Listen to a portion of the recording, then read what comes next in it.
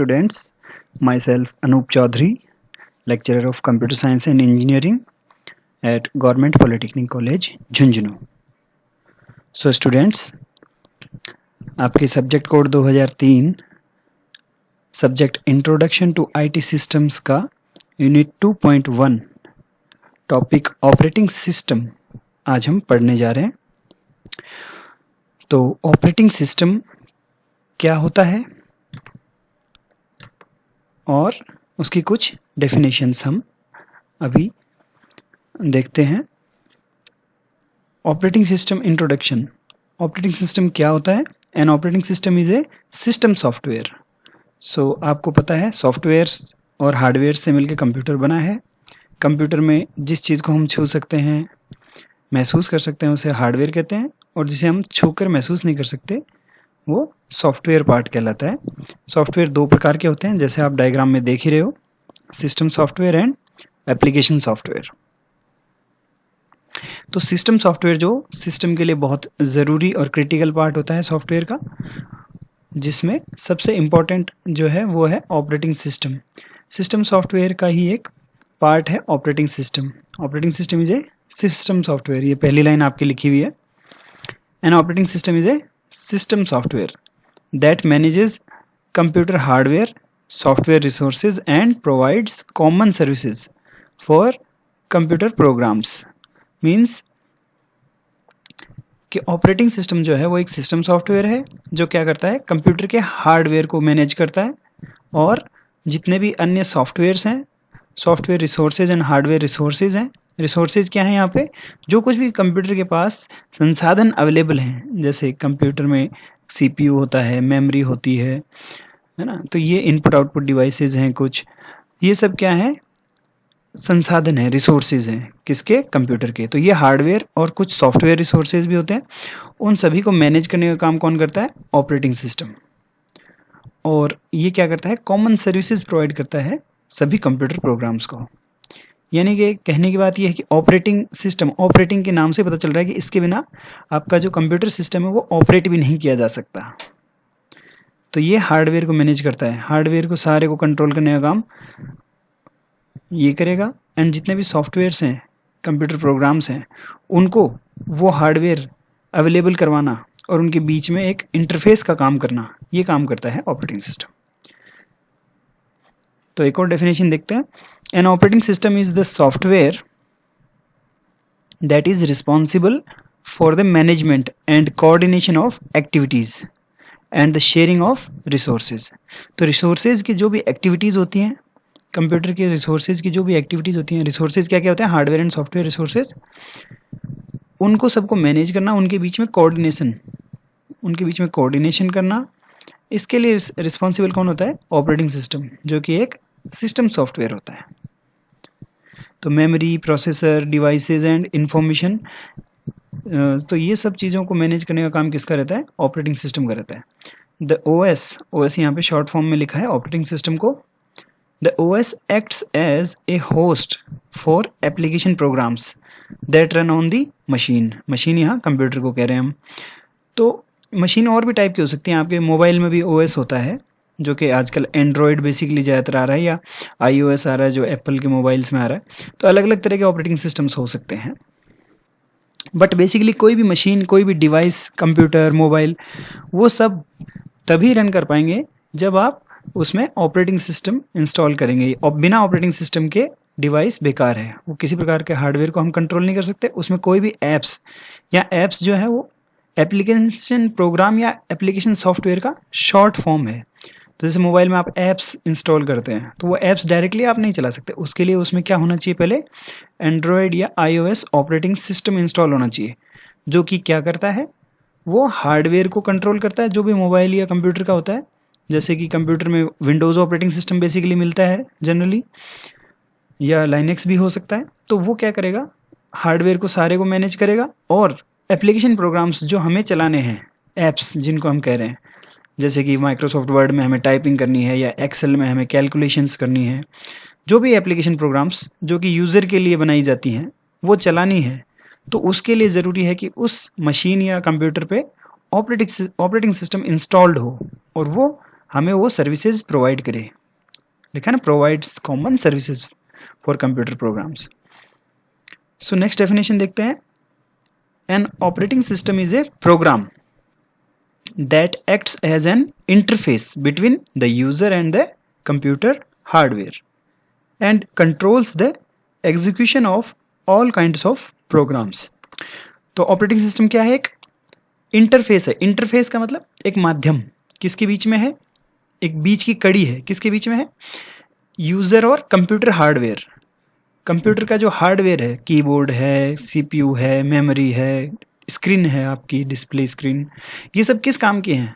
अगर हम उन्हें मैनेज नहीं कर पाए तो उन सब को हमें सर्विसेज वो उनसे लेके और हमें उसके लिए एक इंटरफेस प्रोवाइड करता है, वो कहलाता है ऑपरेटिंग सिस्टम। और कंट्रोल करता है क्या? The execution of all kind of programs. सभी प्रकार के प्रोग्राम्स को कंट्रोल करता है, वो क्या है? Operating system. सो ऑपरेटिंग सिस्टम के बारे में इंट्रोडक्शन एंड डेफिनेशन हमने देखा कि देखो यहाँ पे एक छोटा सा डायग्राम भी बनाया हुआ है। इसमें कोई भी सिस्टम है, उसमें 3 यूनिट हैं, एक यूज़र, एक सॉफ्टवेयर और एक हार्डवेयर। ये आपका एक कंप्यूटर सिस्टम का यूनिट्स हैं 3। अब यूज़र जो है वो हम हैं, जो कि हम उस कंप्यूटर को यूज़ करना चाहते हैं। तो उसके लिए उस कंप्यूटर में क्या होना चाहिए? 2 पार्ट होने चाहिए, एक तो सॉफ्टवेयर एंड हार्डवेयर। तो जो हार्डवेयर है वो तो बेसिक नीड है, हार्डवेयर में ही सॉफ्टवेयर डलेगा। सबसे पहले हार्डवेयर हो गया। हार्डवेयर में क्या क्या आ जाता है? आपका सीपीयू आ जाता है, जो कि प्रोसेसिंग यूनिट है, जो सारा कंप्यूटरिंग का कार्य करता है। रैम है, जिस मेमोरी में, प्राइमरी मेमोरी जिसको कहते हैं, जिसमें आपके सारे प्रोग्राम्स वगैरह जो भी हम चलाते हैं वो उसमें स्टोर्ड रहते हैं। और इनपुट आउटपुट डिवाइसेस जो भी उससे बाकी की कनेक्टेड होती हैं, और भी कई प्रकार की पेरिफेरल डिवाइसेस जो हैं उससे कनेक्टेड रहती हैं, वो सब मिलके क्या कहलाती हैं? हार्डवेयर। कुछ स्टोरेज डिवाइसेस हो सकती हैं, तो ये सब क्या है? हार्डवेयर हैं। और उस हार्डवेयर को कौन मैनेज कर रहा है? Operating system. ऑपरेटिंग सिस्टम क्या है? एक सिस्टम सॉफ्टवेयर, जो कि अन्य सिस्टम सॉफ्टवेयर्स और application softwares, system software, basic system software तो आपका ऑपरेटिंग सिस्टम है। उसके अलावा और भी बहुत सारे सॉफ्टवेयर्स हैं, यूटिलिटीज़ हैं, जो कि सिस्टम सॉफ्टवेयर के कैटेगरी के अंडर आती हैं, जो सिस्टम के साथ प्रोवाइडेड होती हैं। जैसे कि आपका वर्चुअल कीबोर्ड एक सिस्टम यूटिलिटी है। जैसे आपका कीबोर्ड ख़राब हो गया, अगर कंप्यूटर में एक ऐसा सॉफ्टवेयर होता है जो कि वर्चुअल कीबोर्ड काम करता है, यानी माउस उस पर क्लिक करो, आपको स्क्रीन पे वो दिखेगा कीबोर्ड, और उस पर आप माउस से कर्सर से मूव कर करके ABCD जो भी आपको दिख रहा है, जो भी क्लिक करना है वो क्लिक करोगे तो टाइप हो जाएगा। तो इस प्रकार की यूटिलिटीज़ भी आती है, जो सिस्टम यूटिलिटीज़ हैं वो। और उसके अलावा हमारे द्वारा इंस्टॉल किए जाने वाले एप्लीकेशन सॉफ्टवेयर्स या एप्स, जैसे कि Microsoft Word, Excel, PowerPoint, ये सब को यूज़ करना, इन सब को कौन सर्विसेज प्रोवाइड करता है? कौन मैनेज करता है? ऑपरेटिंग सिस्टम उनको इंटरफेस प्रोवाइड करता है, यानी कि उनके लिए एक आधार प्रोवाइड करता है। उनको चलने का आधार क्या है? Operating system. वो उनको मैनेज करता है और हार्डवेयर को मैनेज करता है, जिससे किसको सर्विसेज मिलती है? यूज़र को। तो इस प्रकार से ऑपरेटिंग सिस्टम हार्डवेयर और यूज़र के बीच में क्या बना है? एक इंटरफेस, और सभी प्रकार के प्रोग्राम्स को, एग्जीक्यूशन को कंट्रोल करने का कार्य करता है। ये होता है ऑपरेटिंग सिस्टम। चलिए तो आगे देखते हैं कि ऑपरेटिंग सिस्टम के फंक्शंस क्या क्या हैं, क्या क्या काम करता है ऑपरेटिंग सिस्टम। तो उसको हम कितनी कैटेगरीज में डिवाइड कर सकते हैं? बेसिकली यहाँ पे कैटेगरीज और भी बनाई जा सकती हैं। जो मेन इंपॉर्टेंट कैटेगरीज हैं, जो कार्य इसके इंपॉर्टेंट कार्य हैं, वो इस प्रकार से हैं। सबसे पहला काम हो गया मेमोरी मैनेजमेंट। तो मेमोरी मैनेजमेंट का मतलब, मेमोरी का यहाँ का मतलब है प्राइमरी मेमोरी या मेन मेमोरी। जैसे कि हम पहले से जानते हैं कि 2 प्रकार की मेमोरी होती हैं कंप्यूटर में, एक मेन मेमोरी या प्राइमरी मेमोरी और दूसरी सेकेंडरी मेमोरी या फिर ऑक्सिलरी मेमोरी भी जिसको कहते हैं। तो इन दोनों में क्या डिफरेंस है? मेन मेमोरी जो होती है वो आपकी, जैसे आप बात करते हो रैम कितनी है, जो रैम है वो मेन मेमोरी है। दूसरा एक और प्रकार की मेमोरी होती है मेन मेमोरी, रोम। तो ये दोनों कहलाती है मेन मेमोरी, और इसी के मैनेजमेंट की बात हम यहाँ कर रहे हैं मेमोरी मैनेजमेंट में। तो मेमोरी मैनेजमेंट में ये क्या चीज़ है? मैनेजमेंट ऑफ प्राइमरी मेमोरी या मेन मेमोरी। मेन मेमोरी क्या होती है? लार्ज एरे ऑफ वर्ड्स, यानी कि इसमें ब्लॉक्स बने होते हैं। मेन मेमोरी में खूब सारे ब्लॉक्स बने होते हैं जिनको कुछ एड्रेस मिला हुआ होता है। हर ब्लॉक या वर्ड का, जिसको बाइट भी कहते हैं, बाइट या वर्ड या ब्लॉक। तो मेमोरी क्या है? वर्ड्स या ब्लॉक्स से मिलकर बनी हुई होती है। तो मेन मेमोरी में होना चाहिए जो भी प्रोग्राम चल रहा होता है उसको, और उस मेन मेमोरी में होने के लिए उसको कब होना चाहिए, कहाँ होना चाहिए। मेन मेमोरी बहुत बड़ी है, जैसे आपकी 4 GB की रैम है, तो उसमें आपको कुछ MB का 2 MB का प्रोग्राम है वो लोड करना है, तो वो कहाँ पे लोड होगा 4 GB में। एड्रेसेस है ना, हर ब्लॉक्स बने हुए हैं 4-4 MB के, तो उनमें कहाँ 4 MB का एग्जाम्पल है। तो ये बात कर रहे हैं हम मेमोरी मैनेजमेंट की कि कहाँ पे, मतलब कि प्राइमरी मेमोरी में कौन सा प्रोग्राम कहाँ पे लोडेड है। मेन बात ये होगी कौन सा प्रोग्राम कहाँ पे लोडेड है, उसका एड्रेस। मेमोरी जब उसको लोड कर रहा होता है तो उसको मेमोरी लोकेशन प्रोवाइड करना, यानी कि मेमोरी एलोकेट करना कि कहाँ पे उसको लोड करना है। जब वो लोड हो गया और उसको एग्जीक्यूट कर रहे हैं तो कहाँ पे वो लोडेड है उसका कीप ट्रैक रखना, मतलब ट्रैक रखना उसका, keeps the track of the primary memory कि वो कहाँ पे लोडेड है और कहाँ से इंस्ट्रक्शन उठाने हैं, एग्जीक्यूट करना है, प्रोग्राम को चलाना है, मतलब एग्जीक्यूट करना है। उसके बाद जब वो प्रोग्राम रन हो चुका है उसको मेमोरी से डी एलोकेट करना, यानी कि उसको मेमोरी से हटाना, उस मेमोरी को खाली करना। ये काम भी किसका रहेगा, ऑपरेटिंग सिस्टम का। तो ये सब किसके अंदर आते हैं, मेमोरी मैनेजमेंट के अंदर। नेक्स्ट है प्रोसेसर मैनेजमेंट। तो आपका सीपीयू है, अब जैसे कि मेमोरी में बहुत सारे प्रोग्राम एक साथ लोडेड हैं और बहुत सारे प्रोग्राम एक साथ चल रहे हैं, तो सीपीयू एट ए टाइम एक ही प्रोग्राम को एग्जीक्यूट कर रहा है, बट वो इतना फास्ट है कि वो बहुत सारे प्रोग्राम्स को एक साथ हैंडल कर सकता है, फास्ट बहुत ज़्यादा है। बट एट ए पर्टिकुलर मतलब किसी पर्टिकुलर पॉइंट पे तो वो एक ही प्रोसेस को एग्जीक्यूट कर रहा होता है। तो प्रोसेसर का मैनेजमेंट यानी कि कौन सी प्रोसेस, इसका क्या काम रहता है कि ऑपरेटिंग सिस्टम का ये काम रहता है कि कौन से टाइम पे कौन सी प्रोसेस एग्जीक्यूट की जानी है, कितना टाइम किस प्रोसेस को देना है। सेकंड्स के भी कई मिलियंस ऑफ पार्ट्स किए जाते हैं एक सेकंड में, वो मिलियंस ऑफ इंस्ट्रक्शंस एग्जीक्यूट कर सकता है, यानी कि एक सेकंड में वो जितने भी प्रोग्राम आपकी रैम में लोडेड है सबको एक बार उसके इंस्ट्रक्शंस को एग्जीक्यूट करके और बार बार उनको एग्जीक्यूट करता रहेगा, खूब सारी साइकिल्स में उनको एग्जीक्यूट कर सकता है एक ही सेकंड में, सारे प्रोग्राम्स को, इतना फास्ट है। तो ये क्या करता है, प्रोसेसर मैनेजमेंट, यानी कि कौन सी प्रोसेस को प्रोसेसर का टाइम देना है, सीपीयू का टाइम देना है, कब देना है, कौन सी प्रोसेस को है जो प्रोसेस का मतलब जो प्रोग्राम चल रहे हैं, कौन से प्रोग्राम की प्रोसेस है उसको नहीं देना है टाइम, या जो कंप्लीट हो गई उसको हटाना है सीपीयू टाइम। उसको बीच में कोई मान लो इंपॉर्टेंट प्रोसेस आ गई तो उसको पहले चलाना पड़ेगा, तो किसी प्रोसेस जो रनिंग प्रोसेस है उसको पहले रोकना। तो ये सारे काम प्रोसेसर को मैनेजमेंट करने का काम कौन करेगा, operating system.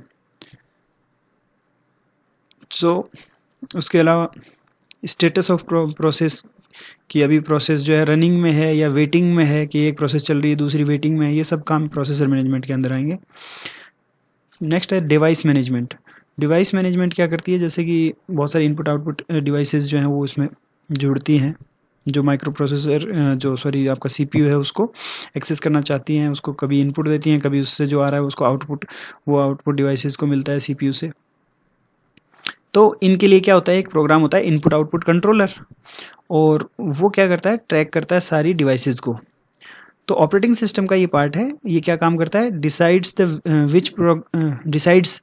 Which process gets the device and when and for how much time, यानी कि कब कौन सी जो प्रोसेस है वो उसको डिवाइस अवेलेबल होगी। जैसे कि आपके 2-3 वो हैं प्रोग्राम्स हैं जो प्रिंट करना चाहते हैं कुछ, प्रिंटर तो एक ही है, तो कौन सी प्रोसेस पहले प्रिंट करेगी, बाकियों को क्यू में लगाना। तो डिवाइस मैनेजमेंट हो गया, जो इनपुट आउटपुट डिवाइसेस हैं, कौन सी डिवाइस कब किस प्रोसेस को मिलेगी नहीं मिलेगी, कौन सी डिवाइस अवेलेबल है कौन सी नहीं है, कब किस डिवाइस को जो है डीएलोकेट करना है, किस डिवाइस को अलोकेट करना है किसी प्रोसेस को। तो एक हो सकता है कि एक से ज़्यादा प्रोसेस एक ही डिवाइस की डिमांड कर रही हो, तो उनको सबको मैनेज करना, ये सब डिवाइस मैनेजमेंट में आ जाएगा।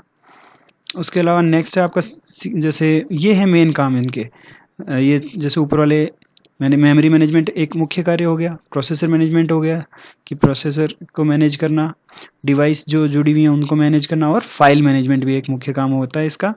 फाइल मैनेजमेंट क्या होता है कि सिस्टम जो है उसमें क्या बनी होती है हमारी डायरेक्टरीज, यानी कि फोल्डर्स में जो है वो अपना कोई भी डेटा सेव करते हैं हम, डेटा इन्फॉर्मेशन जो है फोल्डर्स में सेव करते हैं, फाइल्स जो होती हैं वो फोल्डर्स में सेव करते हैं। तो ऑपरेटिंग सिस्टम क्या करता है कि वो फाइल सिस्टम का पूरे का इन्फॉर्मेशन रखता है। आपके फोल्डर के अंदर आप फोल्डर बनाते हो, कितने सारे फोल्डर्स बना देते हो, उसके अंदर फाइल्स अलग अलग टाइप की सेव करते हो अलग अलग टाइप्स के फोल्डर्स में, तो उन सबको मैनेज करना और उनका इन्फॉर्मेशन को अपने पास ट्रैक करना, उस इन्फॉर्मेशन को मतलब कौन सा फोल्डर में क्या फाइल है, कौन से फोल्डर में कितने सब फोल्डर्स हैं, वो सब इन्फॉर्मेशन को ट्रैक करना, ये ऑपरेटिंग सिस्टम का काम रहता है। और जैसे कि आपका फाइल्स है, अभी एक फाइल है, उसको एक से ज़्यादा प्रोग्राम खोलना चाहते हैं, जैसे कि आप वीडियो प्लेयर हैं, 2-3 आपके पास इंस्टॉल्ड है, Windows media player, VLC media player, और आप एक ही जो है मूवी को उसमें 2-3 में या कोई वीडियो को 2-3 उसमें ओपन करना चाहते हो, तो वो कर सकते हैं या नहीं कर सकते हैं। जैसे कोई डाटाबेस की फाइल है, उसको एक प्रोग्राम एडिट करना चाहता है, दूसरे प्रोग्राम में भी उसको एडिट करना चाहता है, तो एक ही डाटा को दो अलग अलग जगह से एडिट करने पर एम्बिग्यूसी आएगी, प्रॉब्लम आएगी। तो ये सबको मैनेज करना कि करने देना है या नहीं करने देना है, उसको क्या परमिशंस अलॉट करनी है, नहीं करनी है, अलाउ करनी है कि नहीं करनी है, वो सब चीज़ें मैनेज करेगा फाइल मैनेजमेंट के अंडर जो है ऑपरेटिंग सिस्टम। सो ये उसमें भी यही काम करता है कि फाइल को जो है आप फाइल्स के रिसोर्सेज हैं, उनको कौन कौन प्रोसेस एक्सेस करना चाहती है, उनको एलोकेट करना, डीलोकेट करना, और फाइल्स का मैनेजमेंट करना, जैसे कि उसकी लोकेशन कहाँ पे फाइल स्टोर है, उसको यूज़ कौन कर सकता है, उसकी स्टेटस क्या है फाइल का, रीड ओनली है या फिर रीड राइट है। तो इस प्रकार की सारी फाइल सिस्टम को मैनेज करने का काम भी ऑपरेटिंग सिस्टम करता है। उसके अलावा कुछ और इम्पोर्टेंट एक्टिविटीज़ ऑपरेटिंग सिस्टम करता है इन 4 मुख्य एक्टिविटीज़ के अलावा, जैसे कि सिक्योरिटी, जो पासवर्ड्स वगैरह और अनऑथराइज्ड एक्सेस होती हैं, जैसे प्रोग्राम को कोई अनऑथराइज्ड एक्सेस करना चाहता है, तो जैसे आपका यूज़र एक्सेस कंट्रोल वगैरह का मैसेज आता रहता है कि ये प्रोग्राम आपके कंप्यूटर में इंस्टॉल होना चाहता है या रन होना चाहता है, आप यस करते हो या नो करते हो, उस पर बेस्ड आगे वो बढ़ता है। तो ये सब मैनेज करना, सिक्योरिटी का कार्य करना, ये भी ऑपरेटिंग सिस्टम करता है।